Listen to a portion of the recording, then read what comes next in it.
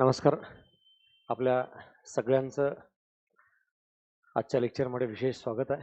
आपण आज टॉपिक बघतोय सेंटर स्टेट रिलेशन मधला एक महत्त्वाचा पॉईंट, महत्त्वाचा टॉपिक तो म्हणजे सरकारी आयोग, राजमन्नार आयोग आणि पुंछ आयोग. हे तीनही आयोग आपल्याला सेंटर स्टेट रिलेशनमध्ये खूप जास्त महत्त्वाचे. सेंटर स्टेट रिलेशनचा टॉपिकच अनेक वेळा या तीन घटकावर डिपेंड असलेला दिसतो. आपण सेंटर स्टेट रिलेशनमध्ये महत्त्वाच्या गोष्टी ज्याच्यावर भर देणं अपेक्षित असतं ते म्हणजे फायनान्स कमिशन सेंटर, वित्त आयोग, राज्यातला वित्त आयोग, आंतरराज्य परिषद, क्षेत्रीय परिषद, चार संस्था झाल्या आणि त्यानंतर महत्त्वाची संस्था असते ती म्हणजे सरकारी आयोग, राजमन्नार आयोग आणि पुंछ आयोग. असे एकूण 7 इन्स्टिट्यूट आहेत, 7 समित्या किंवा आयोग म्हणा, हे अपेक्षित आहे. हे 7 अभ्यास करणं सेंटर स्टेट रिलेशनमध्ये अत्यावश्यक आहे. कंबाईन पूर्व परीक्षा, कंबाईन मुख्य परीक्षा, राज्यसेवा पूर्व मुख्य कोणत्या ठिकाणी गेल्यानंतर आपल्याला सेंटर स्टेट रिलेशनबद्दल या टॉपिकचा विशेष अभ्यास करावा लागतो म्हणजे विशेषच आहे. आणि हमखास 1 मार्कासाठी आयोग विचारतच. त्यातल्या त्यात सरकारी या राजमन्नार आणि पुंछ आयोगाबद्दलचा प्रश्न आयोग नेहमीच विचारताना दिसतंय.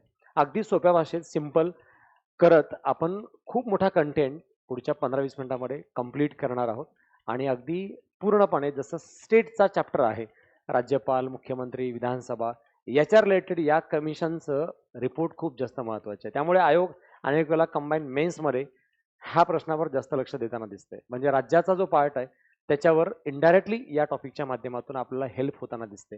त्यामुळे या टॉपिकला अगदी आपण प्रॅक्टिकल स्वरूपात बघू, ज्यामुळे तुम्हाला वाचावं लागणार नाही, पाठ करावं लागणार नाही. अशा अप्लाइड स्वरूपामध्ये याबद्दलचा घटक आपण बघूयात. कोणत्याही सेंटर स्टेट रिलेशन बद्दलचा आयोग स्थापन करायचं झालं तर अधिकार हे सेंटरकडे आहेत. खरं तर स्टेटकडं असणं अपेक्षित नाही. कारण सेंटर स्टेट रिलेशन मध्ये काय बदल कसे झालेत ह्याबद्दलचा विचार केंद्र सरकार करतं. पण प्रथमच अशी गोष्ट घडली ती म्हणजे राजमन्नार आयोगाच्या माध्यमातून. राजमन्नार आयोग हे स्थापन केलेलं आहे स्टेट गव्हर्नमेंटने. राज्य सरकार. कुठलं? तामिळनाडूचं. स्थापन कधी केलंय? 69 मध्ये. पी.व्ही. राजमन्नार हे त्याचे अध्यक्ष आहेत. सदस्य लक्ष्मण स्वामी मुदलियार आणि पी.सी. चंद्रा रेड्डी हे दोन्ही सदस्य लक्षात ठेवा. हल्ली आयोग सदस्य विचारत आहे. विचारून झालंय आयोगाने, सदस्य विचारते म्हणून लक्ष्मण स्वामी चंद्रा रेड्डी असं लक्षात ठेवा. 1972 मध्ये अहवाल दिला. 69 ला स्थापन, 72 ला दुष्काळ आला तेव्हा यांनी अहवाल सादर केला असं लक्षात ठेवा. तमिळनाडू सरकारनं स्थापन केलं होतं आणि तेव्हा तमिळनाडूमध्ये सरकार कोणाचं होतं? डीएमके, द्रविड मुन्नेत्र कळघम, डीएमके पक्षाचं सरकार होतं. तर या सरकारने एक आयोग स्थापन केला आणि सेंटर स्टेट रिलेशन मध्ये काय बदल करायला पाहिजे याचा पुनर्विचार करण्यासाठी आयोग आला. आणि या आयोगानं जे रिपोर्ट दिलेत ते रिपोर्ट केंद्रानं तिळमात्र स्वीकार केलेला नाहीयेत. केंद्र राज्य संबंधाचं सर्वांगीण परीक्षण करणे आणि राज्याला अधिक स्वायत्तता देणे.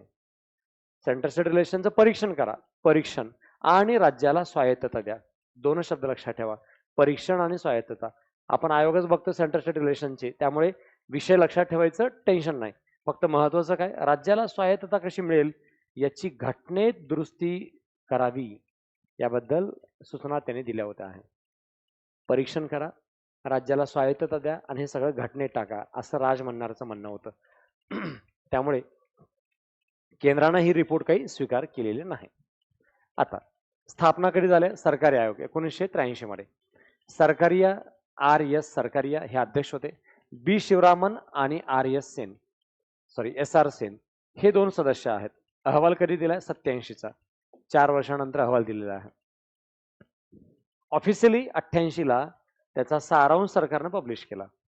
म्हणजे जग जाहीर करण्यात आलं की काय रिपोर्ट दिले आणि त्या माध्यमातून पुढे काय करणार आहे. पण यातला रिपोर्ट मात्र बऱ्यापैकी सरकारनं स्वीकार केलेला आहे. काय उद्देश आहे स्थापन करण्याचा? या विषयावरील सध्याचा केंद्र राज्य संबंधाचं परीक्षण करा. याचा मूळ उद्देश सेंटर स्टेट रिलेशनचं परीक्षण करा आणि योग्य ते बदल सुचवा. परीक्षण करा, परीक्षण करा. स्वायत्तता द्या सांगितलं राजमन्नारने, पण यांनी मात्र काही स्वायत्ततेबद्दल बोललेलं नाही आहे.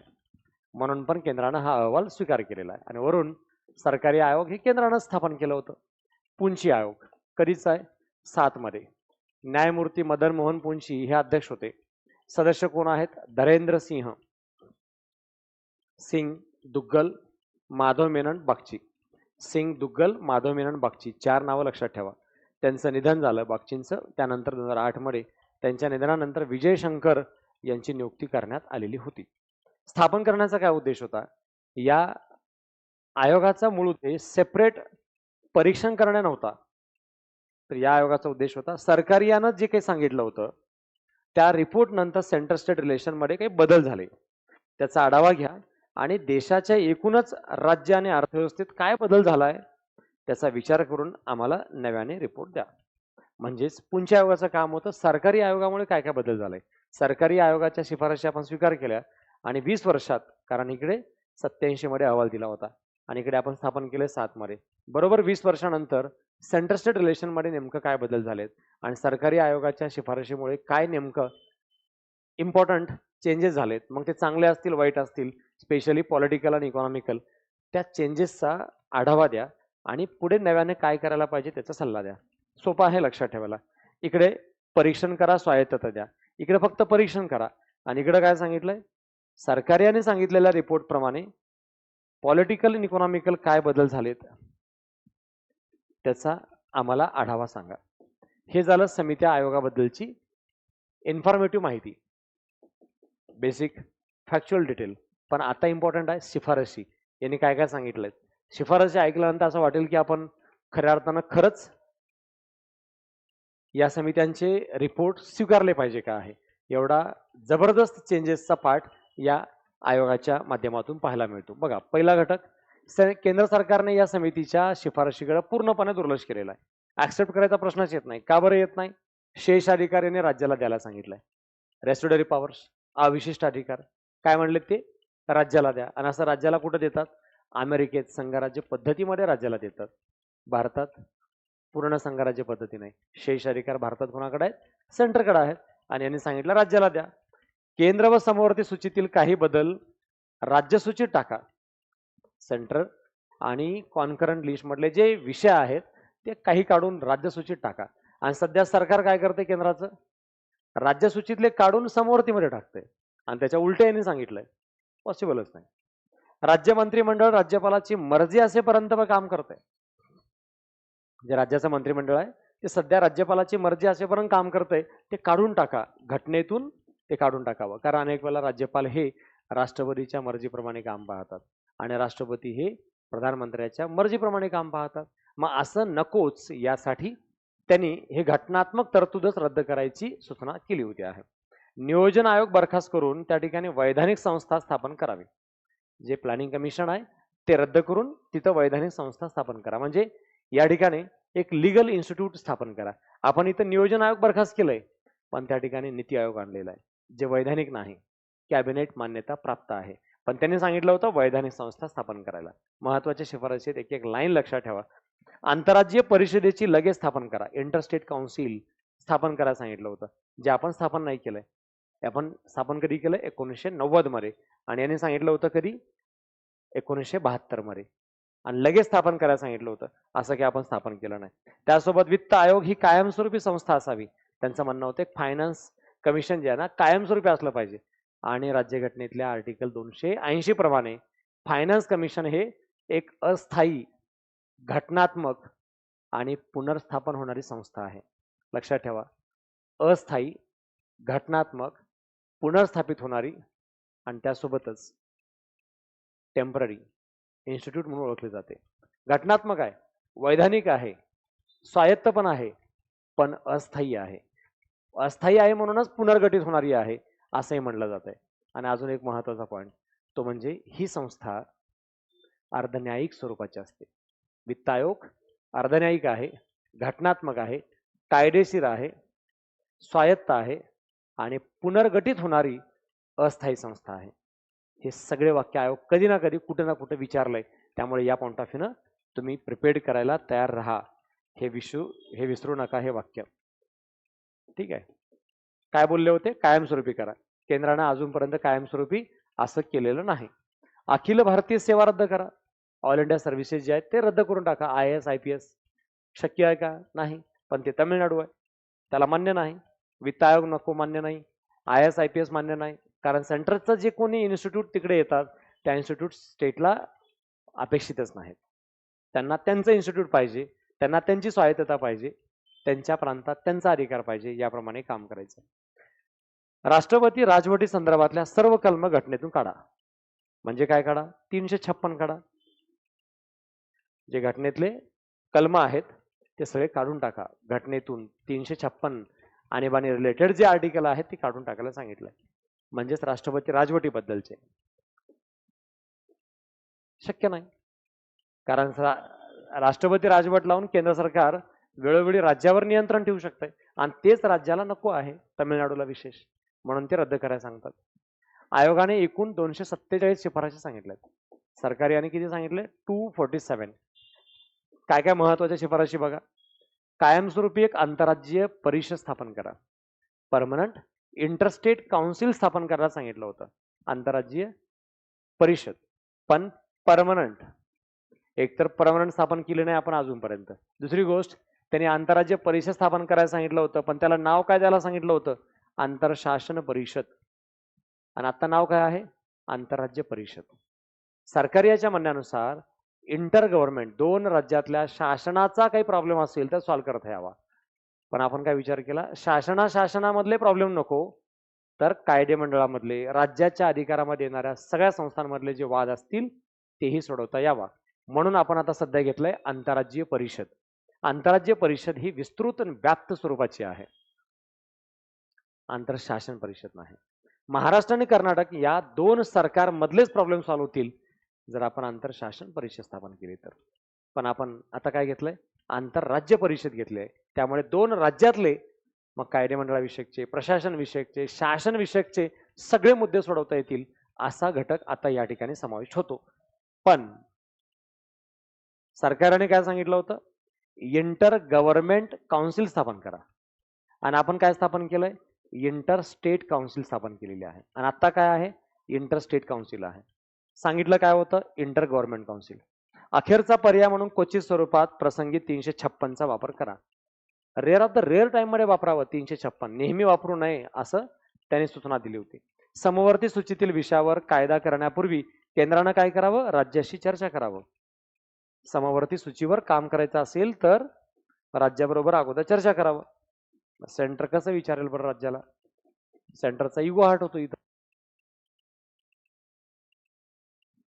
उलट सेंटरची इच्छा असते राज्याला विचारायचंच नाही, राज्यानं सेंटरला विचारावं. आणि हे काय सांगतात? सेंटरनं थोडंसं राज्याबरोबर चर्चा करावं आणि मगच त्या विषयावर निर्णय घ्यावा. विषय महत्वाचा आहे पण राज्याला पटत नाही. अखिल भारतीय सेवा अधिक अजून मजबूत करा आणि नवीन काही सेवा तयार करा. इकडे काय सांगितलं यांनी? राजभंडारने काढून टाका. आणि सरकारने सांगितलं नवीन अखिल भारतीय सेवा तयार करा आणि प्लस आहे त्या सेवांना मजबूत करा. भाषिक अल्पसंख्याक आयुक्त पद पुन्हा कार्यान्वित करा. जे लँग्वेज रिलेटेड काम करते असं आयोग पुन्हा चालू करा, जे बंद करण्यात आलेलं आहे. राष्ट्रीय विकास परिषदेची पुनर्रचना करा, एनडीसी. रिस्ट्रक्चर करा, आहे ते, आणि त्याचं नाव काय करा?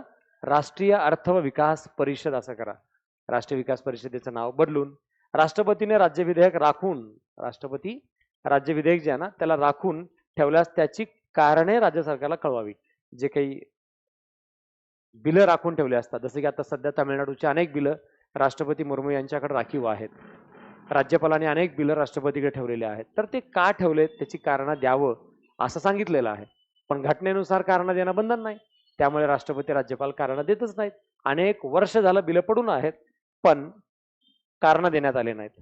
आणि हे 1980च्या दशकापासूनच आहे. म्हणून तर सरकारी आयोगानं तेव्हा सांगितलं होतं की यामध्ये बदल करावा असा. नेक्स्ट, पुंछ आयोग 310 शिफारशी सांगितल्यात. यापैकी महत्वाच्या शिफारशी काय आहेत?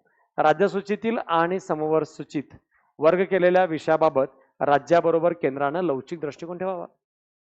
राज्यसूचीतले आणि समवर्तीमधले जे विषय वर्ग केलेले आहेत त्या विषयाबाबत राज्याबरोबर केंद्रानं फ्लेक्झिबल वागावा.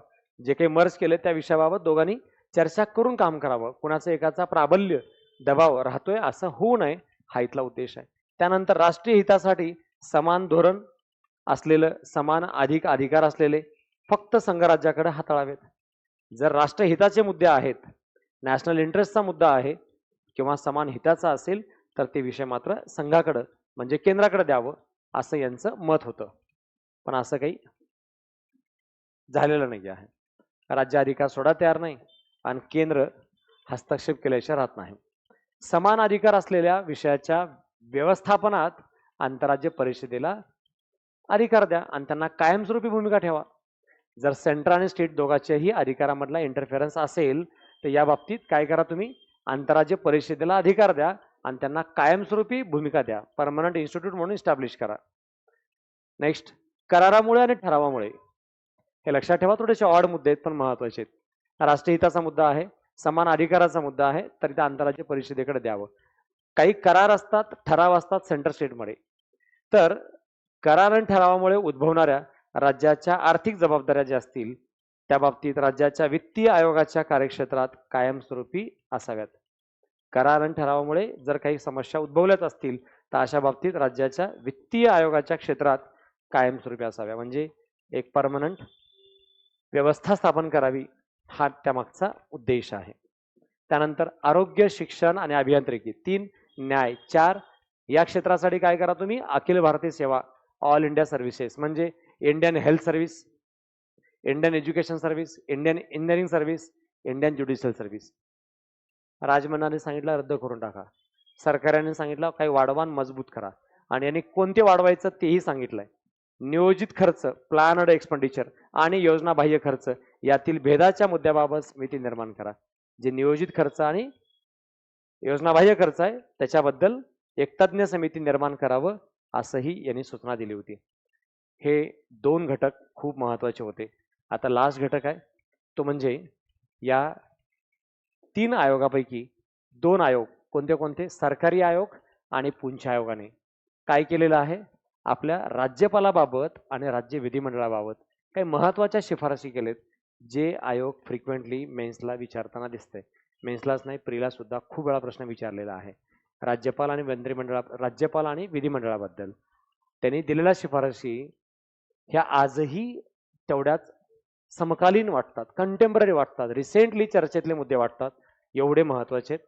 बघूयात काय काय स्वीकार केलेला आहे किंवा काय काय त्याच्यानुसार अंमलबजावणी झालेली आहे. विधानसभेत बहुमत असेपर्यंत राज्यपाल मंत्रिमंडळ बरखास्त करू नये. जोपर्यंत महाराष्ट्रात सरकार बहुमतात आहे तोपर्यंत महाराष्ट्राचं सरकार बरखास्त करू नये. राज्यपालाने या ठिकाणी कुठलेही आगाऊ उद्योग करू नये असं अपेक्षित आहे. राज्यपाल अनेक ठिकाणचे असे आगाऊ उद्योग केलेले आहेत आणि बहुमत असतानाही सरकार बरखास्त करून टाकलेलं आहे.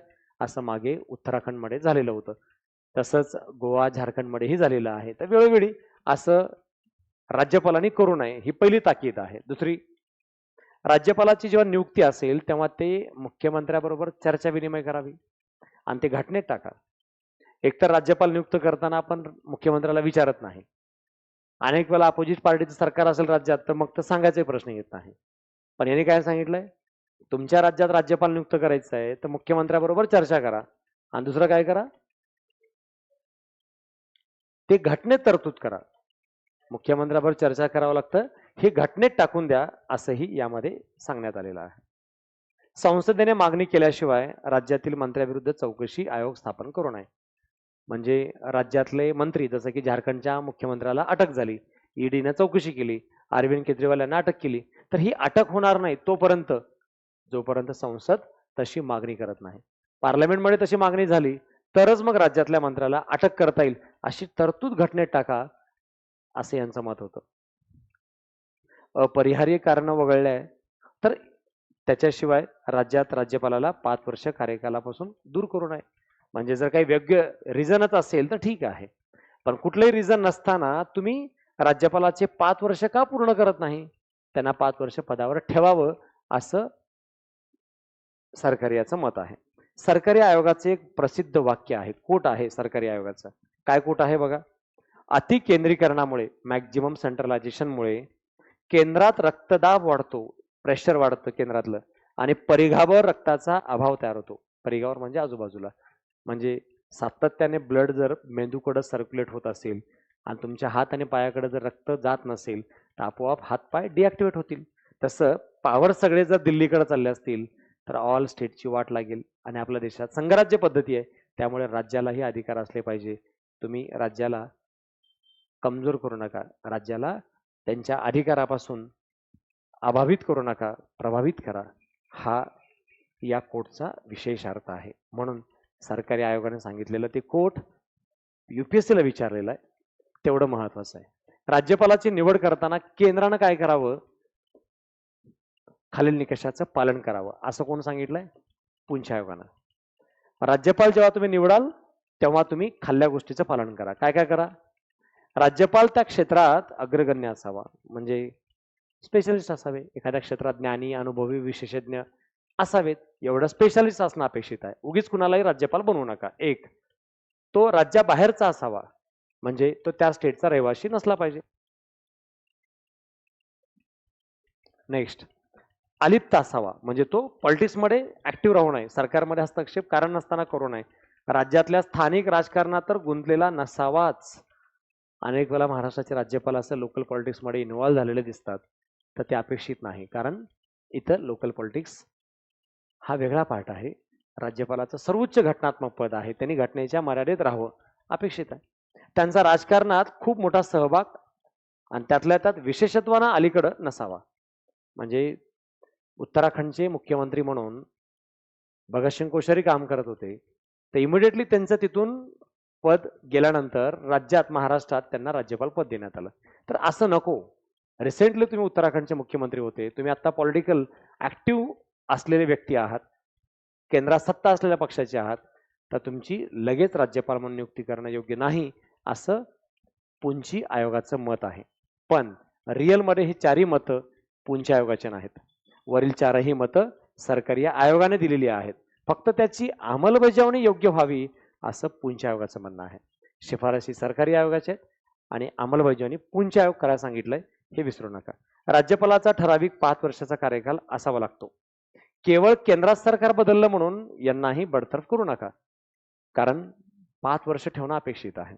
सरकारी आयोगानं पण सांगितलंय 5 वर्ष ठेवा, पुंच आयोगानं पण सांगितलंय 5 वर्ष ठेवा.